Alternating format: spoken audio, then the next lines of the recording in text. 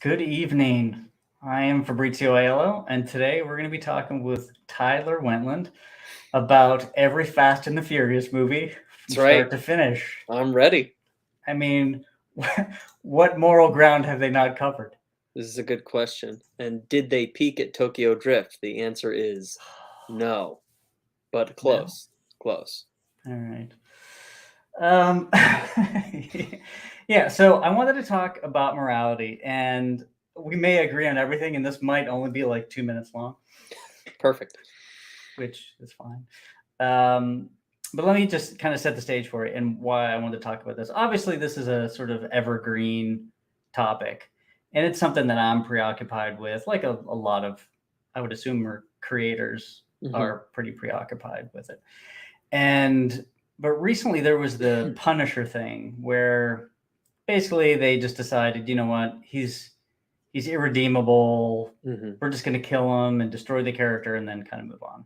Mm-hmm. Not that we need to talk about the Punisher, but it just got me thinking. Oh, hey Blake Hey, and Blake. Jaded One, And Jaded One, how are you? thanks for popping in. Yeah, but it just got me thinking about first off the idea that writers or editors or creators or a company and the audience could have diametrically opposed morality, so much so that you know Mm-hmm. it there's not one shared value between them in order to tell a story. Mm-hmm. And that just it got me thinking. I'm like, even if let's say Superman, right? Superman comes out and half of the people like Superman, half of the people don't, but everybody agrees that Superman's a hero. Mm-hmm. Like that's never in question. It's just whether or not you like it. Mm-hmm. But a scenario where half of the people think Superman is actually the villain, helping people is a bad thing, or whatever it is they choose to use. So I just wanted to just kind of get your take on that as a sort of a time to be doing a book. Do you even think about stuff like that for Red Koi? Or do you just kind of put your head down and just tell your story?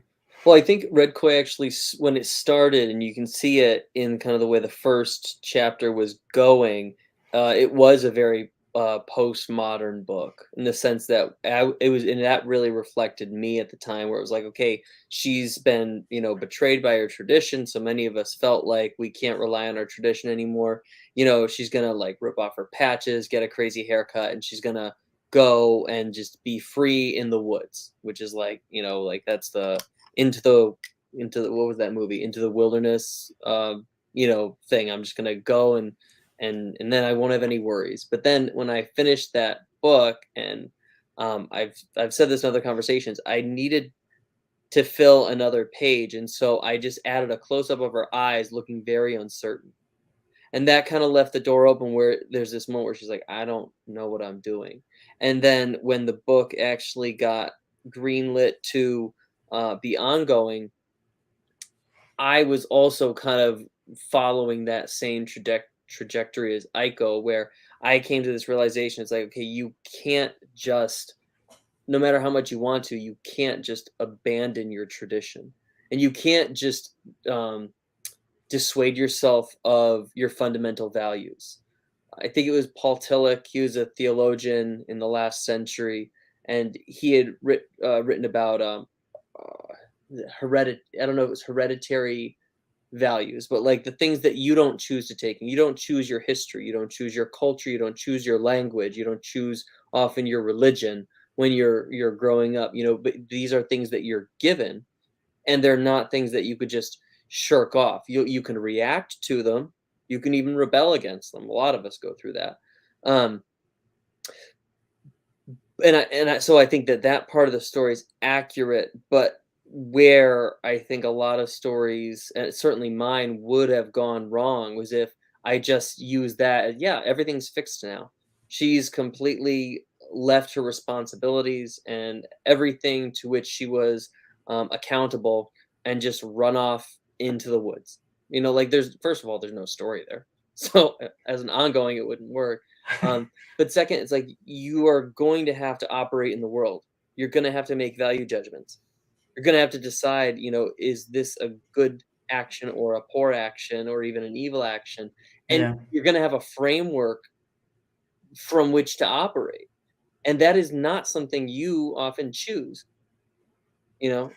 Yeah, that makes me also think of this too. So, can you have like a story or a character completely devoid of morality? And I know my answer to this, which is no, Um, because every action ultimately is a value judgment, mhm, however small it is. mhm, And people might say, "Oh, there's no, you know, morality in Horace H. Hoover," but I actually disagree.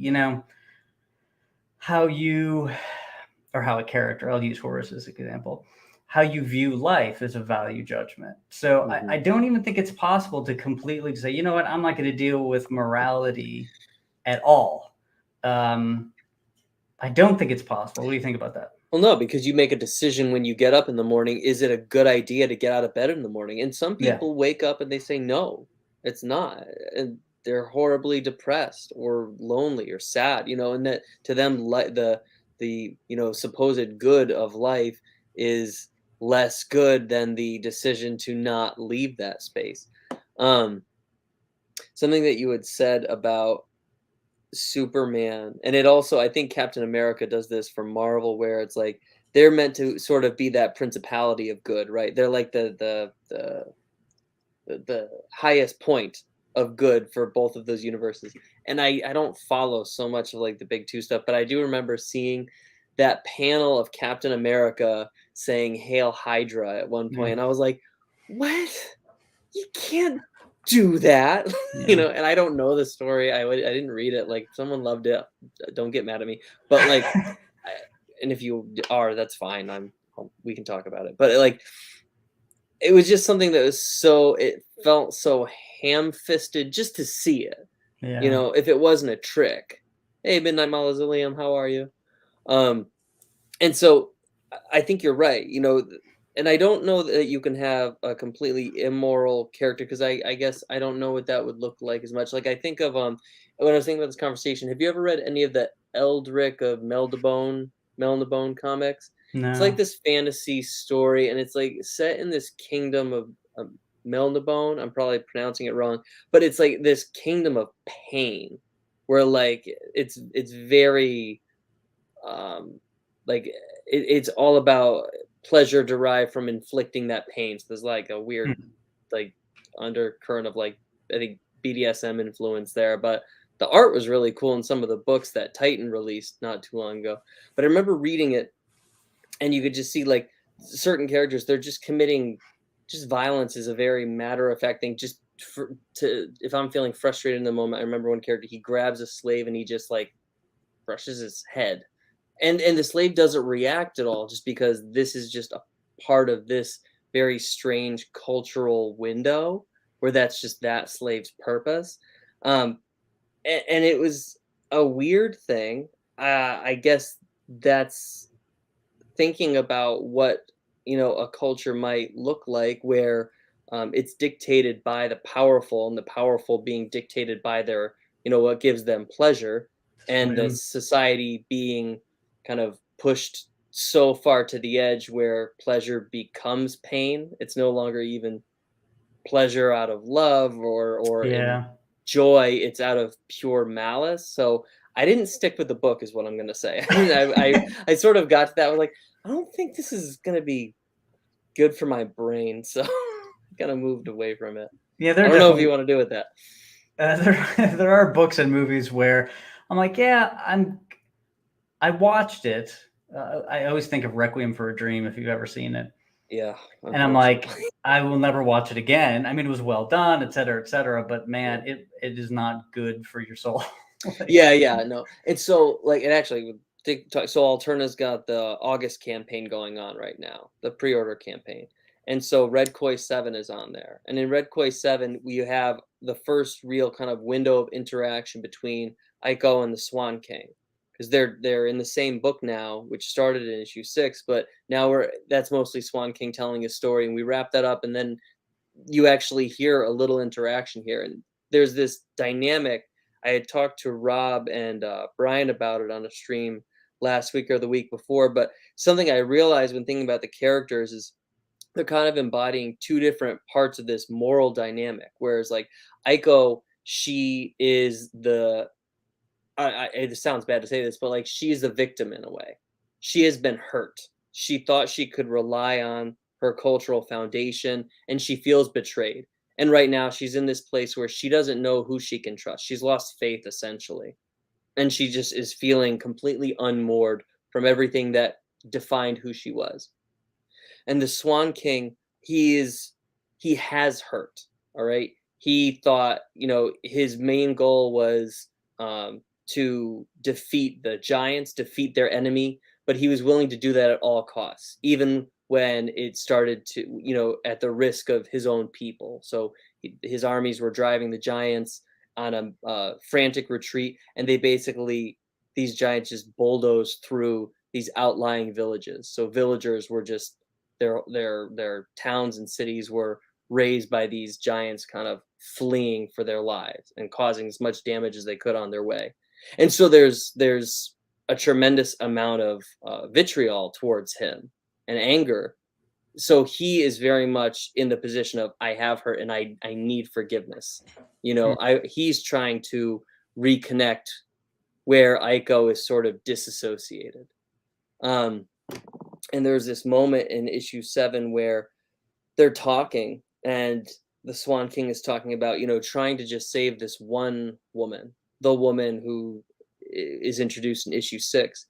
And Aiko says, why don't you just stay? Why don't you just try to reconnect with the people who are still there? And he says something like, well, in my country, we have a proverb that there's more joy in finding the lost sheep than in, retaining the sheep that remain.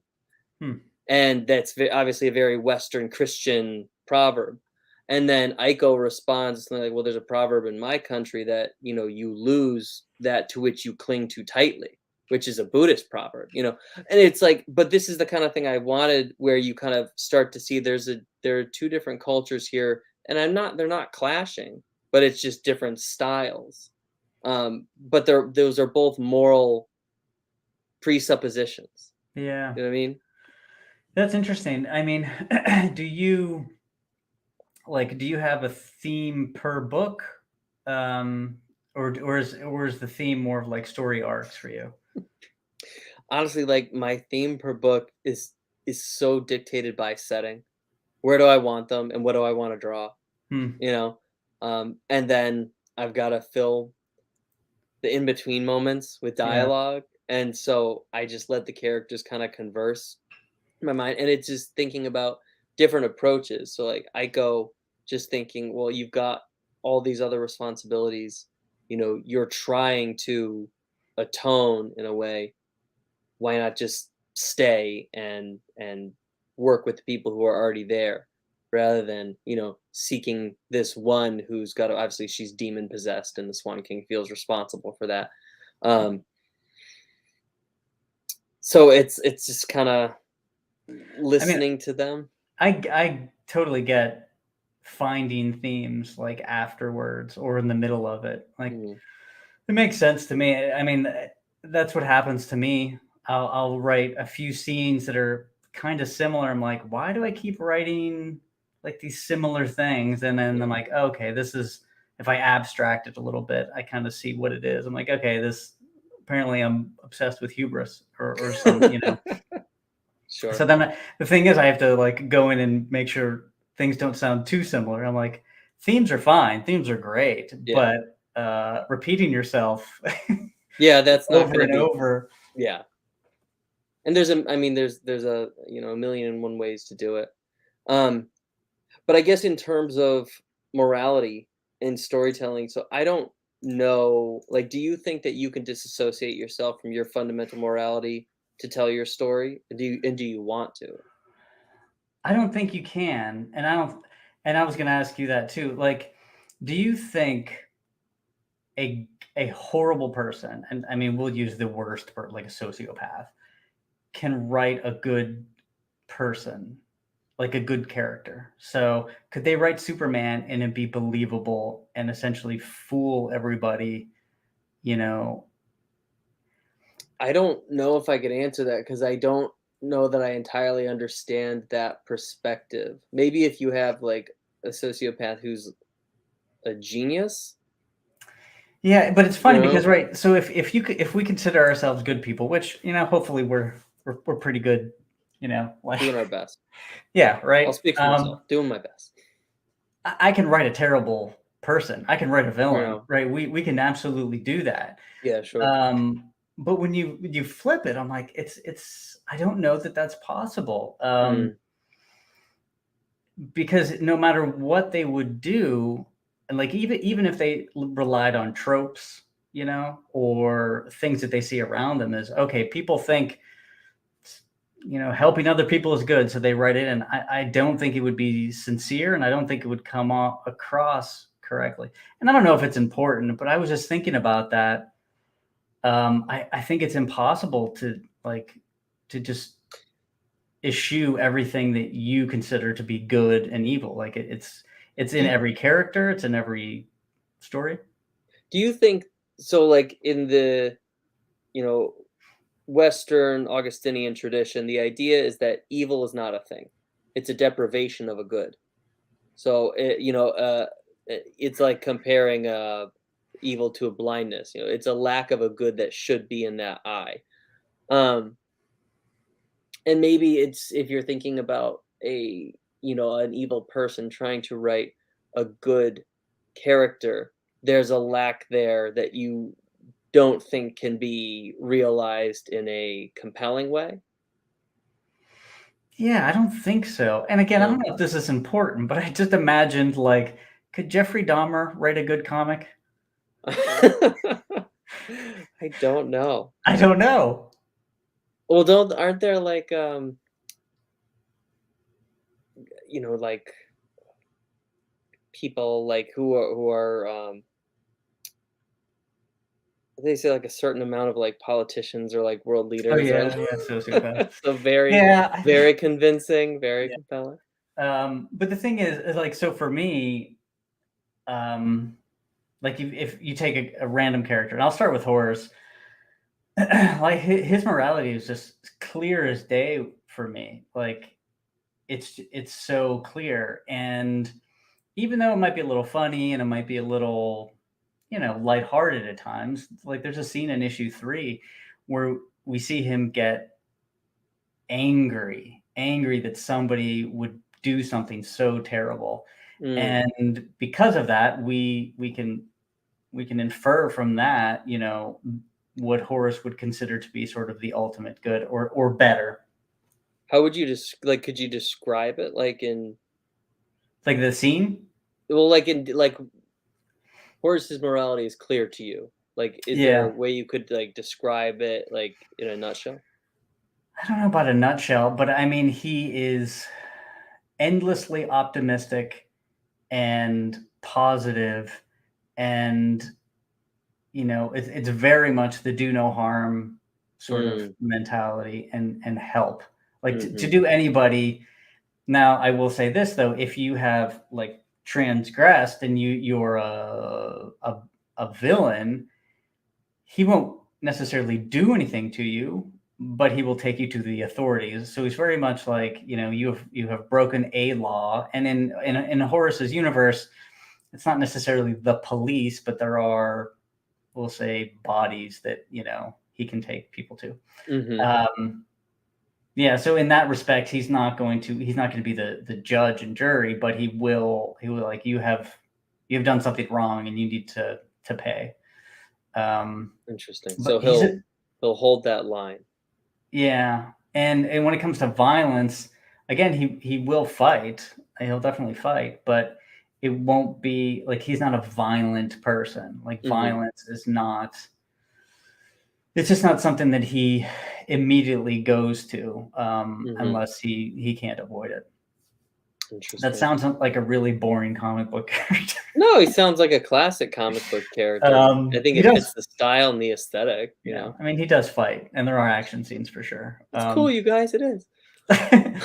But like Max and Slurp definitely are their own sort of they have their own views on violence and fighting and things Mm-hmm. like that. But they will take his lead when it comes to sort of morality. He's the boss or their leader, and whatever he decides goes. Mm-hmm. So in that, they're like just super loyal to him. Do you think, like, well, like, is the protagonist always kind of do they always have to at least at some point embody like the principality of good? So I think so, but here's the caveat. I just watched Goodfellas again a couple of weeks ago. So good. It's just the greatest movie, right? And you're watching it, and I'm like, these people aren't good people. No, no, no, no. They are not, but you're rooting for them, Yeah. like it's bad person versus bad person, but you want this bad person to win because he's funnier. Yeah, yeah. There is that sort of thing.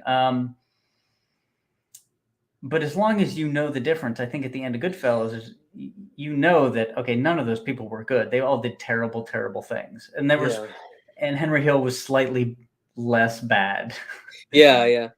Well, it's making me think, so I didn't really follow the Punisher thing at all. I saw like the thing about like his wife, spoiler alerts, but like his wife came back and like totally was disgusted by him, like divorced him, took half Yeah, his stuff, like a very ham-fisted kind of like yeah, reaction. Um, but I guess thinking about like bad person doing bad things, it's like, I guess reflecting on that character, that kind of a moment, um, it's like someone who's brought so low that the only choice is the most radical justice possible. Um, and like, I don't know, thinking about how does an everyday person react to that? And like, I don't know how his wife came back to life. I don't know anything about that, but it's like thinking about how we do have in our lives often these people who we typically put on a pedestal. Like, in for a lot of us, we're young. Like your parents, they do no wrong. Some of us other cases, and I understand that. But for a lot of us, it's like, okay, mom and dad say do X, and X is good. So uh, I know mom and dad are not gonna be wrong about this. And then the first time that that person is sort of tarnished in your eyes, kind of you see that they can make mistakes, you see that they can fall a bit, and then you have to somehow again react. Like, I mean, I think that the if the dynamic is based on love, like the interesting thing is to see how they respond to that, and maybe at the most extreme ends of that, like with the Punisher example, maybe that would be a far more interesting take. yeah. I mean, again, I didn't follow it closely either. I It know we're was not just, good at this we're- mainstream drama following. but it was just again, it was just the idea of what happens when like there's just such a huge schism between like a morality of the writer and then the audience. And I just don't know if that happens a lot. Now, I mean, for me personally, I won't even consider it. I don't think, I hope people look at Horace as a hero and like a good person, Mhm. Um, I don't know if you should be overly concerned about if there's somebody out there that thinks, well, because I don't know, because he doesn't beat people up, he's evil. He's letting them, kill again or something like that. Mhm. I don't know. Um, But I think if you're always trying to react, I don't know, reactive writing is going to be, it's going to have a 5-minute shelf life and then it's done. The reason like the Superman, like the classic arcs of stories, great books outlast is because there are timeless truths. And so then I think it gets to the question of, okay, do you think that there are objective truths that we live by. And if we do, and it's instantiated properly, it could be instantiated over an endless array of stories. If it is a, time, what would you say, a timely observation from a very particular and maybe not very well thought out perspective, I mean, I think any reader is gonna feel kind of grossed out by it. Yeah. Whereas if you have a good story, like, a reader may not agree with Batman's decision to let the Joker go again, or Horace's decision to let, the villain live another day, but they're going to be okay with it because they get him, and he's not trying to pander to them. Yeah, and I wonder if like the sum total of character really isn't just their sense of morality, and that's it. Hmm. Even people talk about character, and if action is character and action is a value judgment, then Hmm. character is morality. Ultimately, that's really all it is. It's taking a morality and sort of concretizing it in specific decision making, Hmm. and then the reader would infer sort of the greater principles from that, assuming your character just doesn't spout their Yeah, yeah, their morality randomly. But sure. if you're doing it right, I think it doesn't take a lot for the reader to infer that. you know Yeah. it And I just take think no, and I Good. think, and by the way, hey, John's long box. I Hey, just John. followed the other. um, I think that it. So I'm reading a book about Aquinas right now, and he's talking about what is it? Uh, change as he's saying the actualization of a potential. So I have there's a something that's actual, like my hand. There's potential for it to be over here. I can actualize that potential by moving it, or I cannot. And I'm thinking about, if we have our characters, I think the interesting part is, okay, well, what potentials are there surrounding that character? You know, and that they may or may not make actual. That's where the drama comes in. That's where people are going to get more interested. That's, like, as you were just saying, that's where the character is made. I think that when a lot of us read, Spawn for the first time, and you have this dark and brooding kind of Batman-ish hero, but then he's killing people left and right. You're like, oh, okay. Well, this is a little different. Yeah. Obviously, you have some kind of perverse pleasure in that because he's killing very not good people and monsters and stuff. Um, but it's a potential that maybe that many heroes hadn't crossed in as extreme a way, or maybe just it got more eyes on it, so it was kind of shocking. Um,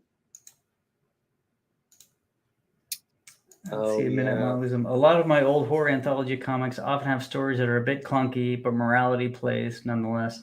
Mm, Yeah, I've actually been listening to like some old Shadow radio plays, and mm. it definitely. I think at the very beginning they even say something about, and these are to show that crime doesn't pay. I mean, they announce literally right before it happens.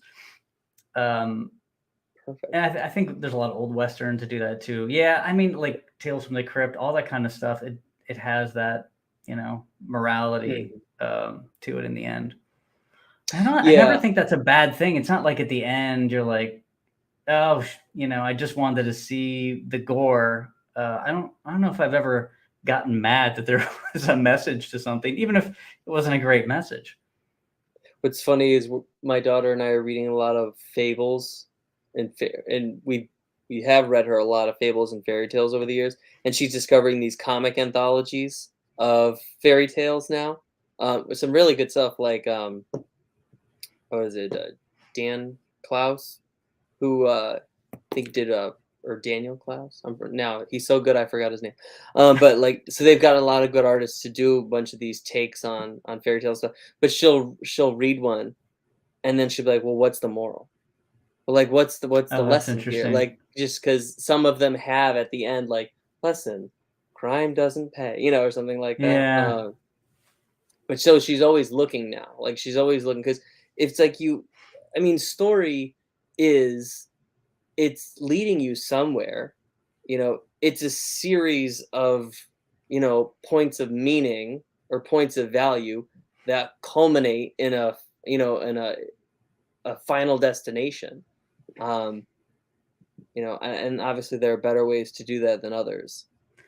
Yeah, I think if a story doesn't have any sort of morality, I know people say they just want entertainment, but again, I don't think you have just entertainment. I don't think that's possible. Like we were joking about the Fast and the Furious. Yeah. I don't think even those movies have morality to it. Or, I mean, they're constant talking about family or this or that, or at least they try to inject it to some degree. Yeah, I don't think you can have just pure action because again, even the action is a value judgment. Yeah. No, it's impossible to avoid.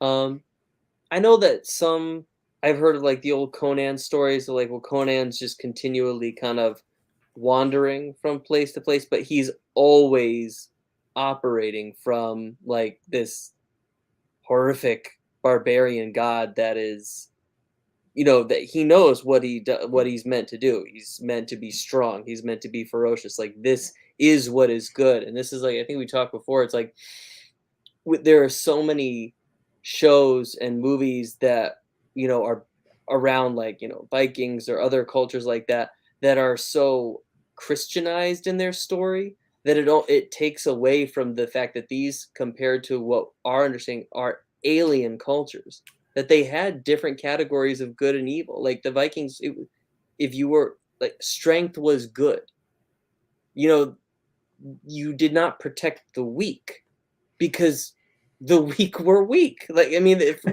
and I'm being very simple about it, but like, Yeah. if you read their stories and what they worshipped, it was very different than the way that they're often portrayed. And obviously, I wouldn't like want to belittle them, but I think it's more respectful to acknowledge how strange that culture would be, and how their fundamental categories would differ from our own. Yeah, I mean, I think it's good to have that differentiation between, like you said, alien cultures that are so wildly different in their morality that it's hard for us to wrap our head around it. But that's also fun to just like step into that world for a moment and see how different it is. Oh, hey, Blue Teddy Narrations, how's it going? Midnight Muslim usually ended with some quip like, and he found out no place is safe. Yep. The shadow stuff is pretty fun. They're real short. I've been looking for old pulpy stuff to listen to like that. There's something like, I don't know, maybe it's coming from this kind of cultural moment we're in now, where like everything is kind of so cynical and like kind of like so like snarky. Yeah. You're like, you want something like, kind of looking back like, okay, this is sort of a palate cleanser, like, well, I want to know that there's a moral to something. Yeah. That it's not just one big meaningless kind of. Yeah. So this is something I've always been curious about. So say you have a character and like you have this character, so there's no question to you about what the character would do in a particular scenario. But you're like, wow, if they were in that scenario, they would do something bad and it would sort of taint the character in the reader's eyes. Do you know what I mean? Would you edit that out and just say, you know what, I'm not even going to put the character in that scene because then that will color that? I've never thought about that. Maybe, well, I mean, I'm thinking about it now. I'm sure I've thought about it. Yeah, that's a tough one because I always think of like, virtue is just essentially practice, right? Doing something virtue is. Yeah. So you can follow your character around as they're doing virtuous things, and that's it. Yeah. or, well, that one day they went down to the Unimart and they did something bad. I just won't show that part. It's something that I wonder, as a creator or writer, like, do you have to be true to that character and show it, or do you just edit it out? Well, so this is something I can try to think about. So I guess there's the question, like, does in my story, did the Swan King know that he was putting the outlying villages directly at risk by being so aggressive in his pursuit of the giants? Did he know by conducting his war so aggressively and and pushing them so hard, did he recognize that were he was going to hurt his own people? And so, I mean, to some degree, if he's a king, you would have to say, well, yeah, you're conducting a war, you're going to know that there's some risk, but there's always collateral damage in a war. Like, that's true in fantasy as it is in reality. But do I show the moment where he makes that decision Yeah, that my exactly. war is worth risking the lives of these people? You know, because he's also not a character. Like, he is a very virtuous character. He's not one that would like be overjoyed at this. But the way I kind of think of it is he was someone who was just clouded by the idea of, I need to defeat my enemy. And you would think that you would want that in a king. You'd want that in your ruler. Well, they're our enemy. You need to make sure that we are safe, or not, maybe not safe, that we are safe from them. Okay, but they're not safe from their own king and his decisions. There's always that risk. This is, I don't know if I would show that. So Blue Teddy Narrations says, I think it depends on genre, to be honest. Some genres are very black and white, and that's what people expect and want, but some expect and want some gray. Yeah, that's true. If you take like a noir, Oh we yeah, sure. we see all sides, the detective getting beaten up, drinking a little too much. So if we just edited out, the alcoholic part, or then it would have no be the Sin same. City. Yeah. So that's true. Genre, and for me, it's also the character too. Because it can diminish a character. There's no doubt about it. If I show Horace in a moment of frustration where it's unbecoming of him, then then that can diminish the character. But genre is a big part of it too, for sure. Yeah, it's like you don't show all the embarrassing moments for in your character's life. You focus on, it's a series of high value moments. Yeah. Like, you don't show them going to the bathroom, you know what I mean? Unless it's a comedy bit. But like, Yes. but so does that moment, reveal something to that character? The reason I say that is because I wonder, I don't have that many plotted out. I just have the miniseries, and then I have like a rough outline for the other Sure. stories, but I don't have a lot of the big scenes yet. And I wonder if I'm like, am I going to write myself into a scene? I'm like, this scene is important, and then find out, I'm like, oh no, Horace would not do that, and sort of this vague expectation I have gets clearer by the moment, and I realize, I'm like, okay, no, I have to make him do that because that's 100% what he would do, and so it has to go in a different direction. But I think that makes the character more real, because we're all, amalgamation of good and bad, inclinations. And that's like, again, that's the thing you wrestle with every day. Do I get Yeah. up in the morning? Do I cut that guy off in traffic? You know, I mean, and some days you recognize you're better about it than others, and you really hope there's not a camera or a comic book panel on you, to say like, oh, I can't believe, that he, Yeah. didn't hold the door for that old lady. Yep. Yeah. I don't know if I really had anything else to talk about. What about the campaign? The campaign, The campaign. the I have a book current on the campaign. campaign. If you would Yes. like to see more, You know what? I will post the link in there while there you you go. talk. Well, if you, I mean, so this is something that I did want to start to get into in this next issue is like the idiosyncrasies of these different cultural places. Like I don't just want every character to be a warrior with a cool weapon, but mostly we're all the same and we have the same value system and stuff like that. I wanted to have um, some of that struggle between, well, I know you're doing things this way, that's not how I would do them. Okay, and even Aiko, like I said, she's disassociated from her family, from her people. She's lost her faith. Swan King is trying to reconnect, so he's seeking out this um, other woman who, she was a peasant in one of his villages, but I think he's also seeking Aiko, as an opportunity. It's like, well, this is someone who's lost. So at the very least, what he can do is he can walk with her. Like he can at least join her on this path and assist where he can.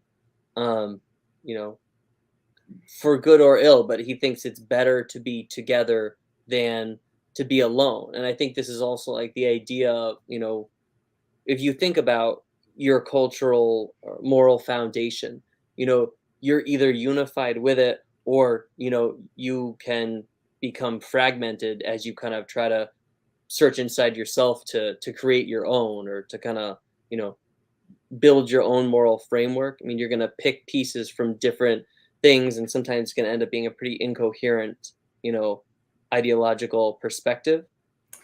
So is this? I don't want to say you have like dual protagonists, but is it gonna like for issue 7? Is that gonna sort of feel like that, or? No, I think it's so I do wrap up the flashback of how the Swan King got onto the Carrion Road and crossed paths with Aiko. Um, but Aiko is the main character. And so what I'm seeing the Swan King as is sort of like a guide figure in a way. He's strange looking. He's kind of Elfsworld's kind Gotcha. of character. Um, he's on his own journey as well. Like he's gonna have his own arc, but he's very much meant to be a guidepost for her. She has no family now. She doesn't have anyone. She's trying to make her way to this island prison on the hope that her husband might still be alive, but she doesn't know for sure. And so this is just one person here who's like, okay, I don't know how this is gonna go. You seem like you need help. You know, I'm a knight. I'm gonna try and serve you as best I can while I'm conducting my own mission. That's So I don't interesting. think so. If I'm wrong, you could totally, when it happens, you can Well, call me out on it. I guess I'll have to wait and see. Yeah. I mean, adding like not a new character, but a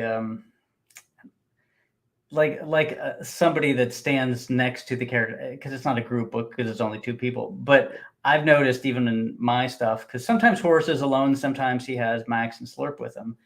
It does become much more difficult trying to plan shots.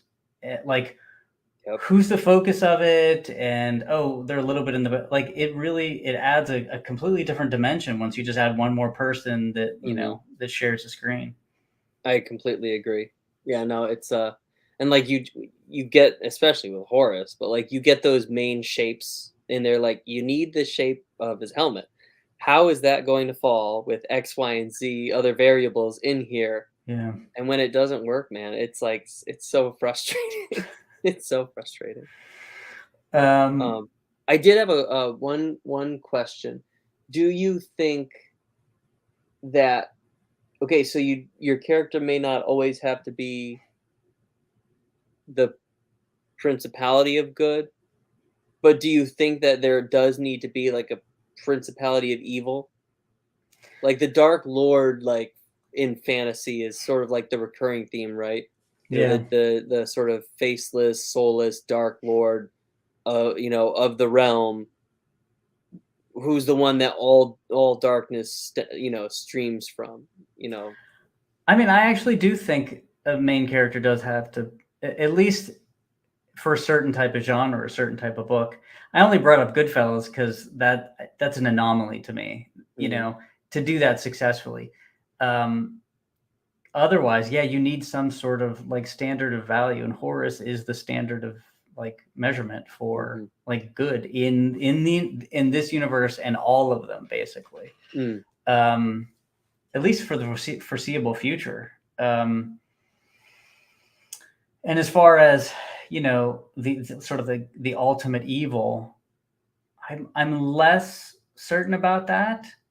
Because I'm trying to think of, like, at least in my book, the villains are, I mean, I don't even know if they're like really evil to their core. They're just maybe misguided a lot of times. They're obsessed with something and they just become myopic and they don't see, everything around them just blurs. So I like how that works. And I don't know yet and this is just, it's one of those things where as a creator, you don't realize your style yet.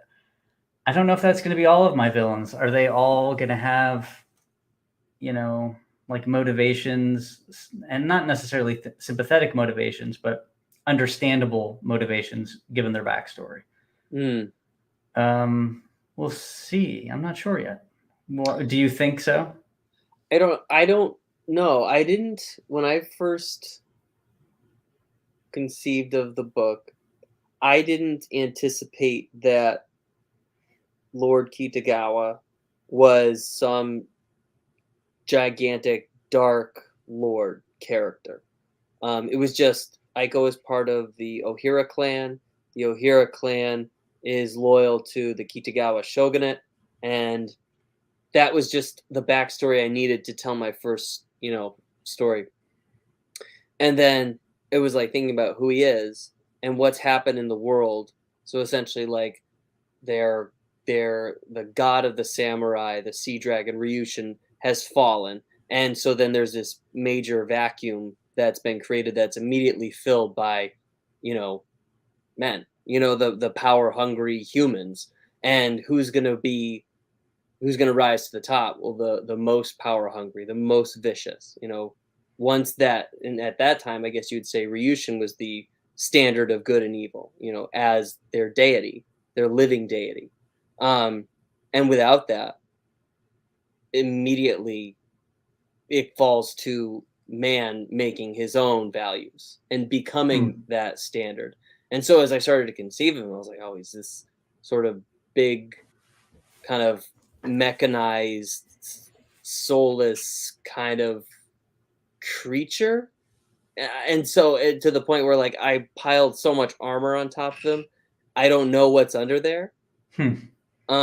And so it's like I didn't necessarily conceive of him as that. And in the alternate giant, where you actually see the character and you get a little back and forth, you learn Ryushin had kind of stratified the samurai cultures, where like she had chosen clans. So it was like Ryushin, chosen clans, and then the rest.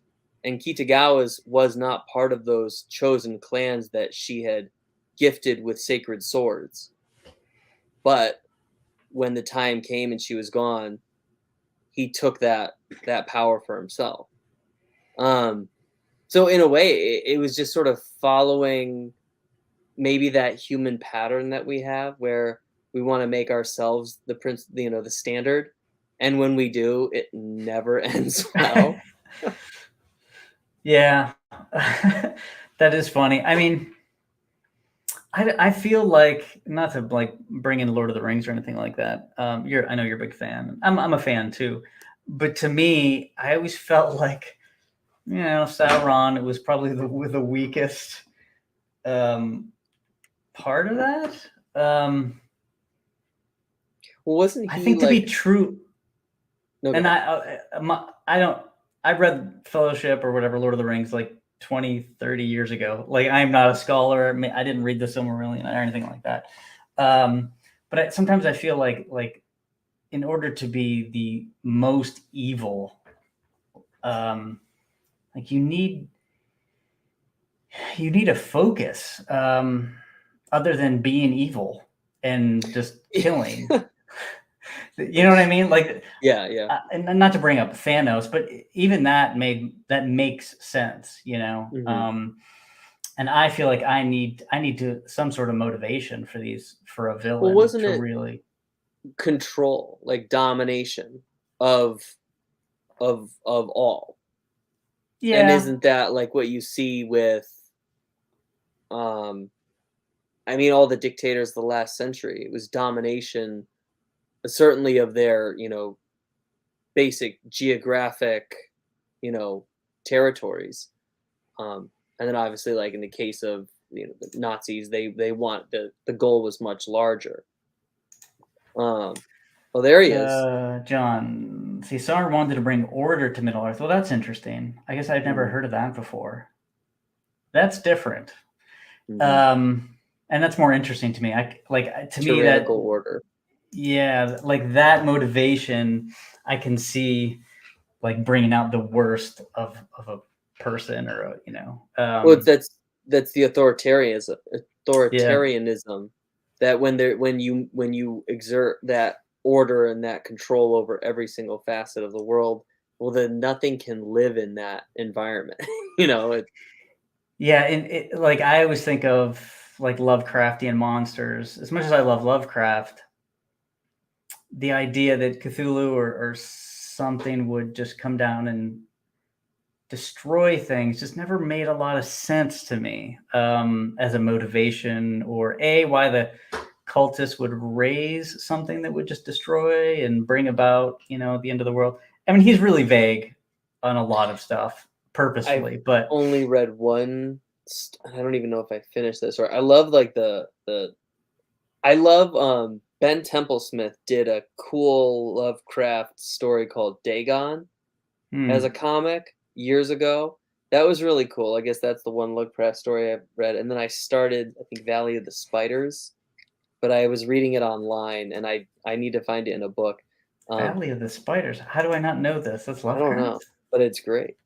Um, Um, but yeah, I don't know much about like what the desire is there. and again, I could be wrong or whatever, but yeah, the Sauron thing definitely makes a lot more sense. Mhm. It could also, it's like thinking about a character um, who has become so who has woken up in the morning and looked at life and decided that it is not good. That it is something that that non-being is better than being, and that they are the one to determine that as or the one to make that happen. Yeah, maybe for me personally, when I think about all my villains, it's sort of the attempt at doing something that could be good, like twisted. Mm-hmm. And that's why I like obsession, and Oh yeah, no, I totally get that because they think it is a good in their mind, yeah, and like not. I think a lot of times we think of good, like that was a good beer, or that was like a good, good yeah, game, something. But good, what is it like in the classic sense? Good is the realization of a desire, but desire in the sense that that thing is reaching its end point. You know what I hmm, mean? Like it's the acorn not only becomes the oak tree, but it becomes like the a proper oak tree. It has firm roots. It's protected against the wind. It's able to flourish. Um, and so in like their mind, oh, go ahead. almost like a platonic ideal. Yeah, something like that, but it's more Aristotelian teleology, Yeah. like the yeah, something kind of recognizing its proper end, and that's more Thomistic. Um, now So, that John, everybody's alienated from this conversation, no, I don't think so. so, John, he was originally a servant of Eul, the smith god, just like Saruman. See, I didn't know any of mm, this stuff. no, me either.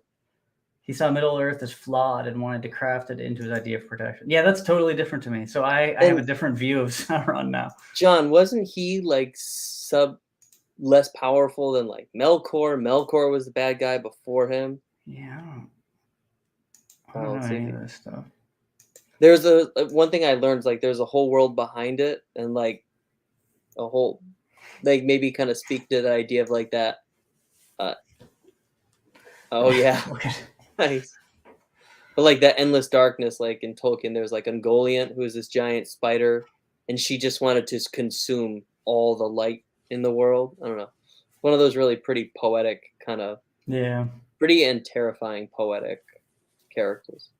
Oh man! All right, we're coming up on an hour. Let's that leaves 5 minutes for the Fast and the Furious, and then we can head out. So, what was your favorite Fast and the Furious? Yeah, so I posted links for the campaign if anybody hasn't grabbed the latest.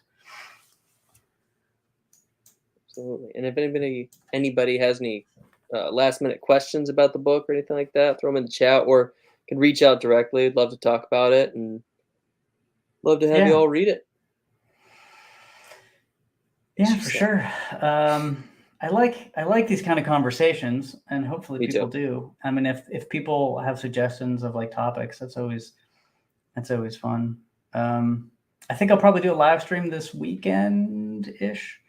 So I'm trying to do Sundays at like 3 semi-regularly. So unfortunately, I will be traveling, so I can't join that. But no, I definitely enjoy this kind of conversation, and I don't know, it's fun to kind of delve into kind of what's supported, like what is it that's behind those actions of the characters, like everything that's kind of going in to influence them. I think the big thing is like they're not none of the characters at Alterna are like props or like billboards. Yeah. You know what I mean? There's some meat there. Yep. And I think this personally, obviously I might be biased. It comes across because it just comes across, I think, in all the characters. I mean, I know we have good ideas of sort of the three-dimensionality to them, and I think morality is such a huge part of that. I think if you try to either avoid morality or you're unsure of morality, and if you don't believe in either any morality or an objective morality, then things are going to be pretty rough, from character to character, from villain to villain. At any point, any time, they could be doing random things. Yeah. So, all right, cool. Well, we just got an education on Melkor, though. Jeez. Second most powerful being next to Eru, God. Sauron was Melkor's lieutenant. Okay, I'm not crazy. Melkor was all about envy and wanted to take over the world. Melchior. Okay, I'm really off topic. There was a game in the 90s called Legacy. I don't know if anybody played that. It is one of my all-time favorite games. It's like a point-and-click adventure. And the big bad guy was Melchior. Oh, okay. I know that had nothing to do with anything, but I just had to give a shout out to Legacy from 1995 or something. All the bad guys in Tolkien had a hand in industry. That's like biblical. Didn't Cain's descendants go on to create all technology in the biblical stories? Really? He's cast out. No. He kills Abel, and God makes him a wanderer, and he can no longer farm. He was a farmer. And so then his descendants go on to create all the technology in the world, weapons of war. Wow. So that's interesting. Oh yeah. There's some good stuff there. I mean, not good objectively. As someone who has been helping build the technology machine for 20 years, it doesn't make me feel great. I knew it.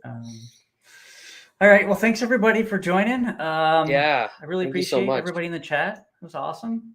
Thank you, Tyler. We got another last-minute question. Oh, okay. Thomas Ligotti. No, Thomas Ligotti. No, I don't know that name. His stories are really bleak because it seems his universes are themselves permeated with evil and chaos. It's funny because I like to read that kind of stuff, like the bleak stuff, and I think that's why I like to write more whimsical fun stuff for Horus. It Mm, like out of that comes some fun stuff. I'll have to check that out though. Thanks, Captain Goodnight. cool. Thank you. I appreciate And that. thanks, guys.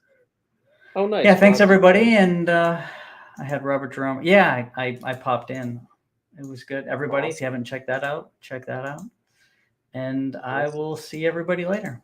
Thank you. Thanks, Good guys. night.